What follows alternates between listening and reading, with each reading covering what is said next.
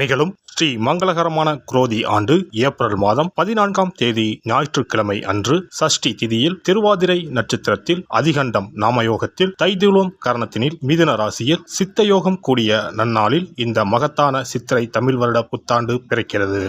சித்திரை மாத கிரக நிலைகளை பார்க்கும்போது மேச ராசியில் குருவுடன் சூரிய பகவான் உள்ளார். கன்னி ராசியில் கேது பகவானும், மீன ராசியில் புதன், சுக்கிரன், ராகு பகவான் உள்ளனர். கும்பராசியில் சனி பகவானும் செவ்வாய் பகவானும் உள்ளனர். இந்த ஆண்டு சித்திரை மாதத்திலேயே குரு பகவான் 12 ஆண்டுகளுக்கு பிறகு ரிஷபராசிக்கு இடப்பெயர்ச்சி ஆகிறார். 30 ஆண்டுகளுக்கு பிறகு சனி பகவான் மீனராசி சென்று ராகுவுடன் இணைய போகிறார். பிறக்கப் போகும் குரோதி தமிழ் புத்தாண்டில் 2 கிரக உச்சத்தையும் ஒரு நீசபங்க ராஜயோக கிரகத்தையும் தன்னுடைய கோச்சாரமாக கொண்டுள்ளது. சூரியன் குரு இணைவு மிகுந்த நன்மை தரும். ஆனால் ராகு, உச்ச சுக்கிரன், புதன் சேர்க்கை கொஞ்சம் திகிலாக உள்ளது. அதேபோல் சனி செவ்வாய் சேர்க்கையும் நன்மை தருவதாக இல்லை. எனவே இந்த வருடம் நன்மை எவ்வளவு அதிகம் உள்ளதோ அதே அளவு கெடுதலும் உள்ளது. எனவே அவரவர் குடும்ப பெண்களையும், இளைஞர்களையும், குழந்தைகளையும் நீங்கள்தான் பத்திரமாக பார்த்துக் கொள்ள வேண்டும். இதில் ஒன்றை சொல்லியே ஆக வேண்டும். நினைப்பதை நல்ல செயலாக நினையுங்கள். ஏனெனில் கொஞ்சம் கோக்குமாக்கு யோசனை எட்டி பார்க்கும். வேறென்ன, ஒரு துணையை செட்டப் பண்ணலாமா என்று ரொம்ப நாளாக மனதில் ஓடிக்கொண்டே இருக்கும். இந்த மாதிரி விளங்காத யோசனைகள் எல்லாம் வேண்டாம். செல்வம் செல்வாக்கு பெருக, நல்ல நட்பு கிடைக்க, முயற்சிகளில் முன்னேற்றம், வாழ்வின் அபிவிருத்தி என இவை சார்ந்து சிந்தனை செய்யுங்கள். இந்த வருடம் அத்தனையும் நடக்கும். நல்லன எல்லாம் கைகூடி வரும். விருச்சிக ராசி அன்பர்களே, குரோதி ஆண்டில் குருவின் பார்வை உங்கள் ராசியின் மீது விழுகிறது. லாபஸ்தானம், தைரியஸ்தானங்களின் மீது குருவின் பார்வை விழுகிறது. குரு பகவான் உங்கள் ராசிக்கு 7ஆம் பாவமான திருமணம், கூட்டுத் தொழில், வாழ்க்கை துணை, வெளிநாட்டு வாழ்க்கை, காதல் ஆகிய காரகங்களை குறிப்பிடும் ஸ்தானத்தில் பயணம் செய்ய போவதால் வேலை தொழிலில் முன்னேற்றம் உண்டாகும். பொருளாதார நிலையில் இருந்த முட்டுக்கட்டைகள் அகலும். வரவேண்டிய பாக்கிகள் வரும். கடன்கள் அடைப்படும். குரு 7ஆம் வீட்டில் அமர்ந்து உங்கள் ராசியை பார்க்கிறார். உங்களுடைய நீண்ட நாள் கனவுகள் நனவாகும் நேரம் வந்துவிட்டது. குரு தன்னுடைய 5ஆம் பார்வையால் லாபஸ்தானத்தை பார்வையிடுவதால் குடும்பத்தில் ஏற்பட்டுள்ள குழப்பங்கள் தீரும். வெளிநாடு தொடர்புடைய வேலைகள் அமையும். சம்பாதிக்கும் பணம், சொத்து, வசதி வாய்ப்புகள் பெருகும். குரு 7ஆம் வீட்டில் அமர்ந்தாலும் உங்களுக்கு கேந்திராதிபதி தோஷத்தை கொடுக்க மாட்டார். சுபகாரியம், திருமணம், கூட்டுத் தொழில் போன்ற நன்மைகளை செய்வார். முயற்சி ஸ்தானத்தை குரு பார்ப்பதால் பொருளாதார நிலையில் முட்டுக்கட்டைகள் அகலும். நீண்ட நாட்களாக வரவேண்டிய பாக்கிகள் வரும். கடன்கள் அடைபடும். வருமானத்தால் சேமிப்பு உயரும். உங்கள் ராசிக்கு 3 மற்றும் 4ஆம் வீட்டிற்கு அதிபதியான சனி பகவான் 4ஆம் வீட்டில் ஆட்சி பெற்று பயணம் செய்வதால் சச மகா யோகம் கைகூடி வரப்போகிறது. வேலை இல்லாமல் இருந்தவர்களுக்கு குரோதி ஆண்டில் வேலைக்கான வாய்ப்பும் சந்தர்ப்பமும் அமையும். சுகஸ்தானத்தில் பயணம் செய்யும் சனி பகவான் உங்கள் ராசியை 10ஆம் பார்வையாக பார்க்கிறார். 3ஆம் பார்வையாக உங்கள் ராசிக்கு 6ஆம் வீடான ருண ரோக சத்ருஸ்தானத்தை பார்க்கிறார். 7ஆம் பார்வையால் உங்களின் தொழிற்ஸ்தானத்தை பார்வையிடுகிறார். வேலை காரணமாக சிலருக்கு இடமாற்றம் கிடைக்கும். வெளியூர், வெளிநாடு செல்ல வேண்டியிருக்கும்.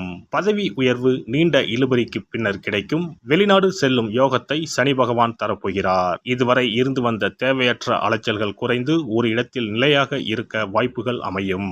இடம் வாங்குவதற்கு, வீடு வாங்குவதற்கு, வண்டி வாகனம் வாங்குவதற்கு வாய்ப்புகள் தானாக தேடி வந்து சேரும். குரோதி ஆண்டில் உங்களுக்கு நிம்மதியும் சந்தோஷமும் கிடைக்கப் போகிறது. உங்களுக்கு விடிவு காலம் வந்துவிட்டது.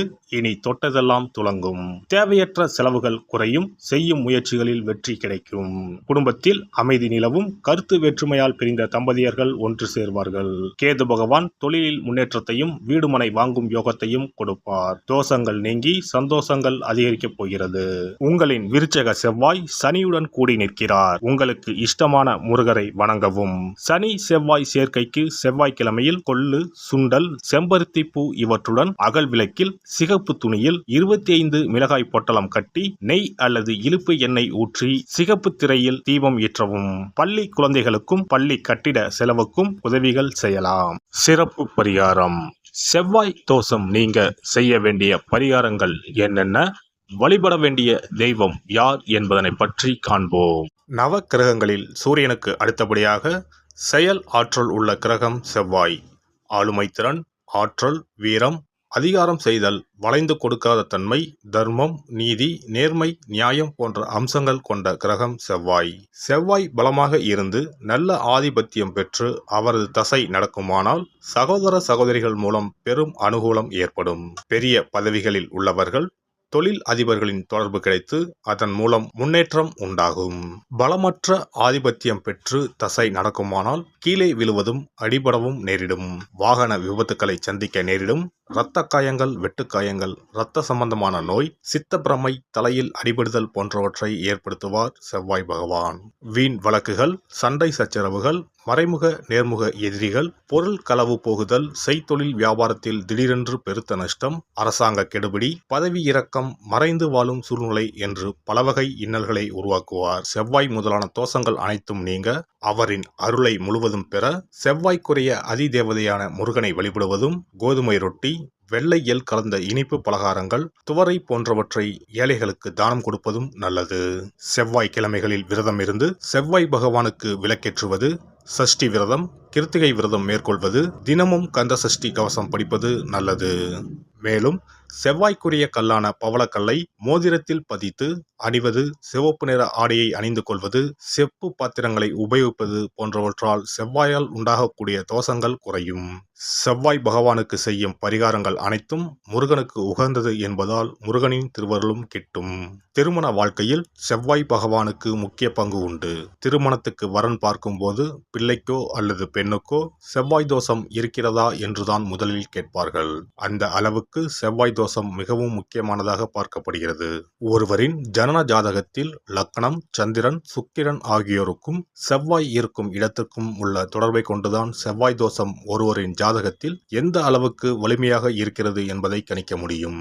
செவ்வாய் தோஷம் இருக்கிறது என்றால் நம்பிக்கையோடு மிக எளிய பரிகாரங்களை செய்வதன் மூலம் தோஷ நிவர்த்தி பெறலாம். செவ்வாய் தோஷம் என்பது திருமண தடையை ஏற்படுத்துவது மட்டுமல்லாமல் மேலும் பல இடையூறுகளையும் ஏற்படுத்தும்.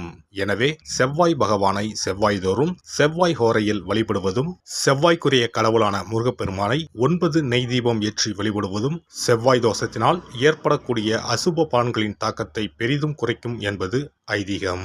செவ்வாய் தோஷம் ஒருவருக்கு இருந்து ஒருவருக்கு இல்லை என்றால் திருமணம் செய்யக்கூடாது என்பது சாஸ்திரம். இருவருக்கும் இந்த தோஷம் இருந்தால் திருமணம் செய்து வைக்கலாம் என்று சிலர் சொல்வார்கள். ஆனால் பொதுவாக தோஷம் ஒருவருக்கு இருந்தாலும் சரி அல்லது இருவருக்குமே இருந்தாலும் சரி, தக்க ஜோதிடர்களை ஆலோசித்து முறைப்படி பரிகாரங்கள் செய்வதுதான் சரி.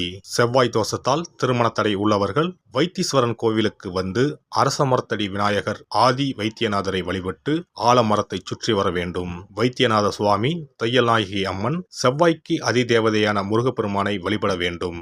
சன்னதியில் உள்ள செவ்வாய் பகவானுக்கு சிகப்பு வஸ்திரம் சாத்தி அபிஷேகம் செய்து பரிகாரம் செய்ய தடைகள் நீங்கும்.